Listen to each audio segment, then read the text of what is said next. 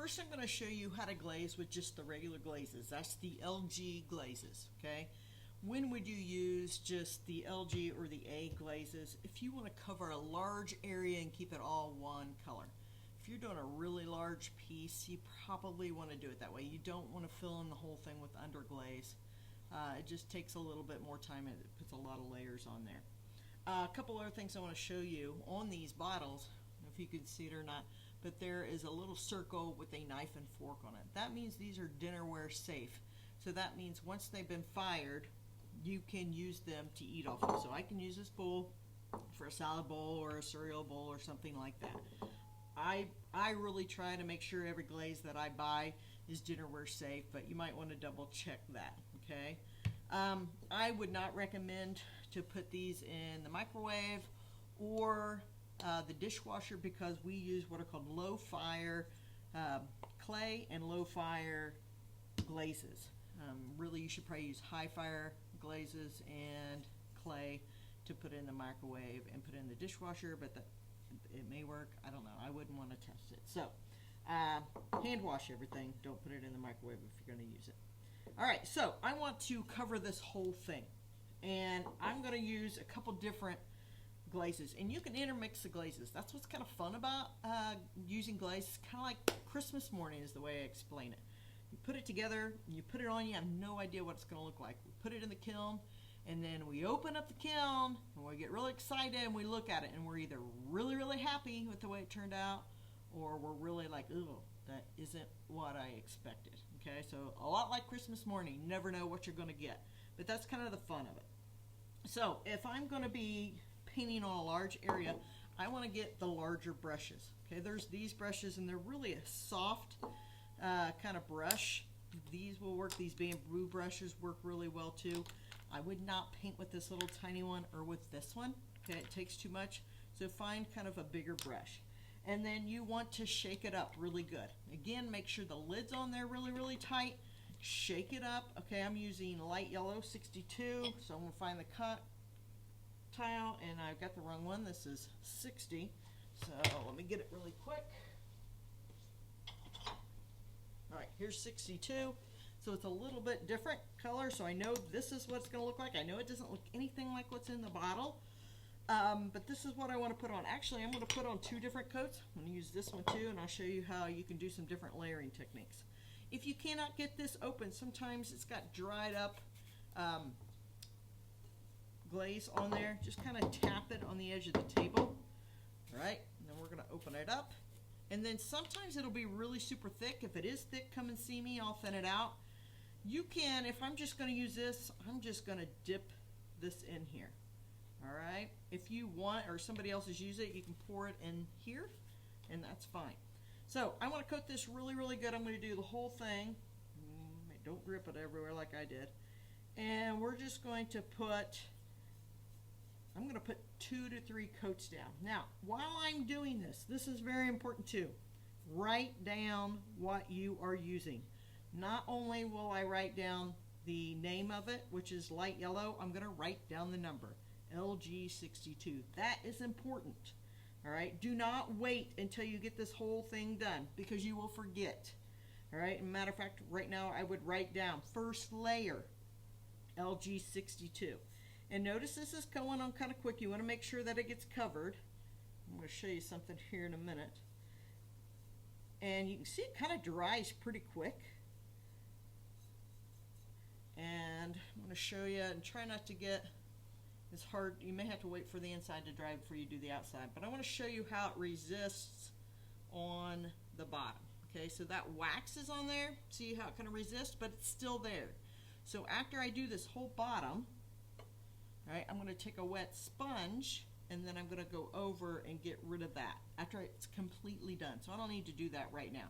So I'm going to pause really quick and finish putting at least one layer. Actually, I'm going to put 2 layers on. If this were all I'm doing, I need to put 2 or 3 layers on, but I'm going to do some other colors. So you want 2 to 3 layers total of glaze. Do not just put 1 layer of glaze on. It won't be enough. At least 2 to 3 total layers of glaze.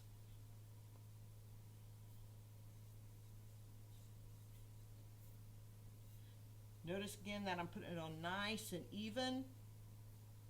Okay, you do want to take your time with this. You don't want to be in a hurry. And you got to be careful that you don't stick your hands in it like I do.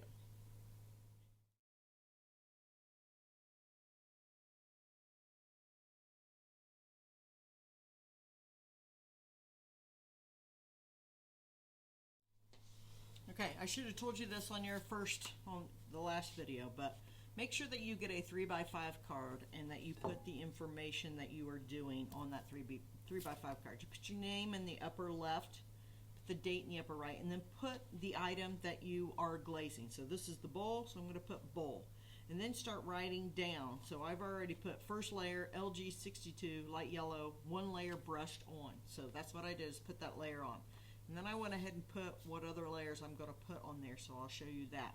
I will not fire your piece unless you have this card, okay? So when you turn this in, when you take a glazed piece and put it in the cabinet for me to fire, to get a glaze fire, I will not fire it unless you have this card. So please make sure that you fill out this card, and then I'm going to explain to you at the end of this video how you can get some extra credit points if you keep this card. Okay, so I put my 1 layer on of the LG62, and then I'm going to put another layer of freckled brown over the top. Okay, make sure this is dry before you do the second layer. So again, shake it up really good. I'm going to get a different brush. All right, do not take this brush when it has this 62 in it and dip it in here. Don't taint. Okay, it's like double dipping. It's illegal. Don't do it. All right, so don't put this in there. So I'm either going to rinse that brush out or I'm going to get a new brush. So quickly, I'm going to get a new brush. So I'm going to put a second coat over this, and then I'll show you what I'm going to do on the third coat. All right, as I'm doing this demonstration, I'm remembering some different things I also need to tell you. Be careful also if you have multiple glazes out. Notice that the lids, they look very, very similar, so make sure you put the correct lid on to the correct glaze. So it usually has the number on top, so this one says A62, so I know it goes on this one. This one says LG62. Notice it's different, A62, LG62. So make sure that they match. It's best to try to put them on immediately after you're done using them. Okay?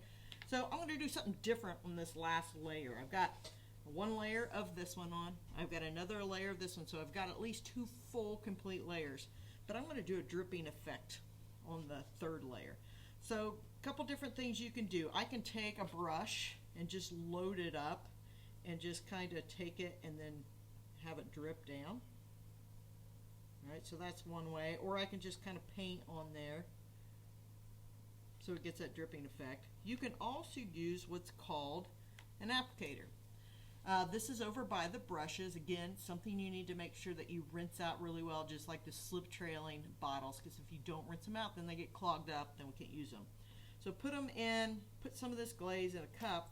You're going to squeeze some of the air out, and then you've got to suck the glaze in. And you got to kind of pull it up at the top, and you'll feel, and you may hear it kind of sucking some of that glaze in. And then what you can do is kind of go around the edge, and then it kind of puts on that drip effect. Right, depending on how you want to do it. If you want it to drip down the outside, if you want it to drip down the inside. So I'm going to do a little bit of both. And this really just, like I said, you can put 1 layer, just 1 color on. You can multiply numbers, glazes. It's really up to you how you want to do it, but experiment. And if you're not sure what you want to do, let's say your coil pop, you spend a lot of time, your coil pot looks really, really great, but you're not sure what kind of glazes to use, get some test tiles, okay? Back here in this cabinet back over here, bunch of test tiles. Test some different glazes, let me fire them. Make sure that you write down what you're doing on those test tiles. Don't write it down on the tile. If you write it down on the back of the tile, it burns in the kiln. So it'll burn off and you won't be able to see it. You gotta write it down on a card.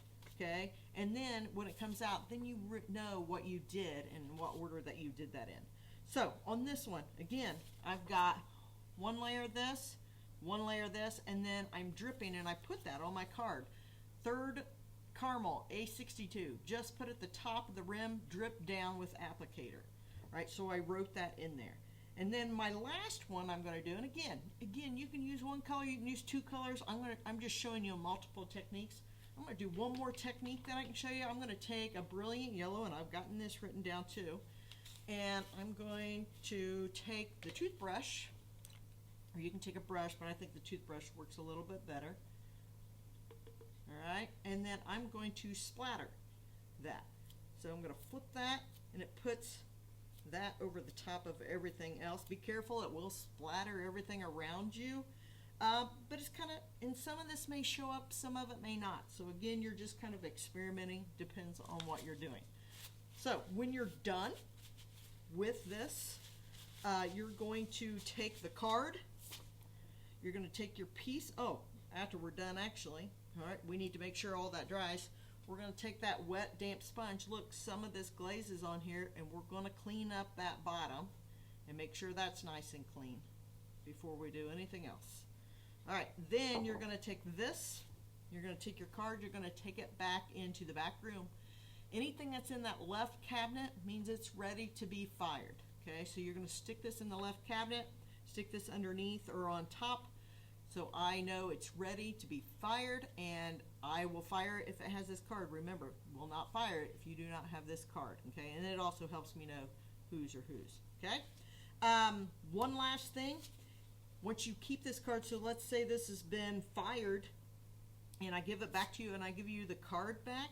If you take a picture of both of these together, so you can do it separately, or you can take a picture of this and then type it out and put it on a Google Doc. And there is an extra credit. It says glazed journals in Canvas. Those are extra credit points. So if you take a picture of it, take a good picture so I can see the inside and the outside.